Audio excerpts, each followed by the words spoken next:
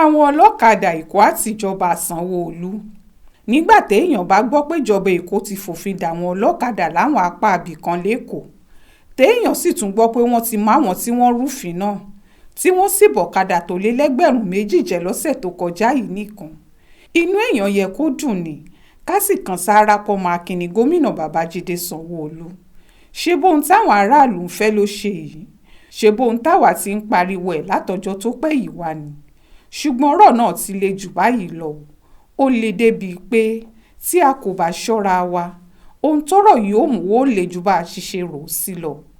Ìgbà kan ti wà táwa kan ti ń pariwo tipẹ́ lórí ọ̀rọ̀ yìí. Ìyẹn ń gbà táwọn Haúsá Fúlàní ń dé, tí wọ́n sì ń gbaṣẹ́ ọ̀kadà yìí lọ́wọ́ àwọn èèyàn tiwa. Àwọn Fúlàní Haúsá yìí ò nílé tí wọ́n ń gbé. Àárín ọjà tàbí níwájú ilé olórí wọn ni wọ́n ń sùn. Nídìí èyí, wọn ò sanwó ilé, wọn ò sanwó ilẹ̀, wọn ò sanwó orí kankan. Èyí ni pé kò sí dàgbàsókè kan tí wọ́n mú bẹ́tò ọrọ̀ ajé ìlú Èkó tí wọ́n ń gbé. Bí kinní kan bá wà ńbẹ̀, wọ́n wá jàlú náà lólè ni. Ṣùgbọ́n èyí ò lè bú wọn pọ́rọ̀ yìí ṣe rí bẹ́ẹ̀. Ariwo tá a sì ń pa ńgbà náà nìyẹn, pé ìjọba gbọ́dọ̀ mọyì àlejò tó ń wọ̀lú ẹ̀, bálejò náà ó ṣe wúlò fúnlùú, àti bí wọn ó ṣe lè gbé jẹ́ láì dá wàhálà kankan sílẹ̀ fún wọn. Nàìjíríà la wà, ohun tófin sì sọ ni pé kò síbi tá a kò lè gbé láti ṣiṣẹ́ ajé wa. Ṣùgbọ́n yóò burú púpọ̀ bí bàbá onílé kan ò bá mẹni tó gbà sílé irú iṣẹ́ títọ́ òun ṣe, àti lọ síwájú tó lè mú balẹ̀ tó ń gbé àtàdúgbò wọn. Kì í ṣe ńgbà tọ́rọ̀ bá búrẹ́kẹ́ báyìí níjọba ó sáré máa gbáwọn òfin kan dìde, tí ó sì sáré máa ṣàwọn ohun tó yẹ kí wọ́n ti ṣe lọ́dún 10 sí 15 sẹ́yìn, nígbà tí kinní náà ṣe é mójútó. Ní báyìí, a ti lọ́lọ́kadà, a sì dáná sáwọn ọ̀kadà. Ṣùgbọ́n gbogbo àwọn géńdé, àwọn gìrìpátá gbọ̀kadà lọ́wọ́ wọn yìí, kò síṣẹ́ míì tí wọ́n fẹ́ ṣe.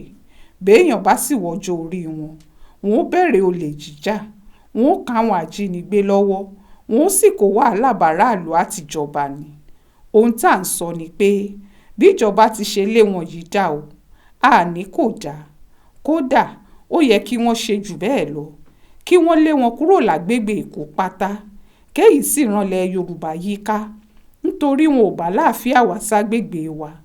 Ṣùgbọ́n tá a bá lé wọn dì iṣẹ́ ọ̀kadà, tá a bá tí ì lé wọn kúrò nílùú, bí ẹni tó finá sórí òrùlé sùn lọ ni o.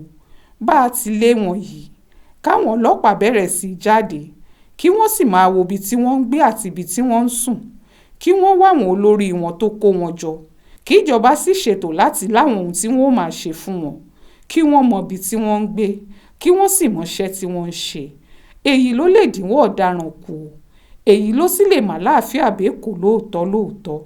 Kí Sanwó-Olú yá má sùn o. Iṣẹ́ ńlá sì pọ̀ tí yóò ṣe. Ó ṣojú mi kò rò nìyẹn o, nínú ìwé ìròyìn Aláròyé tó jáde lọ́sẹ̀ yìí.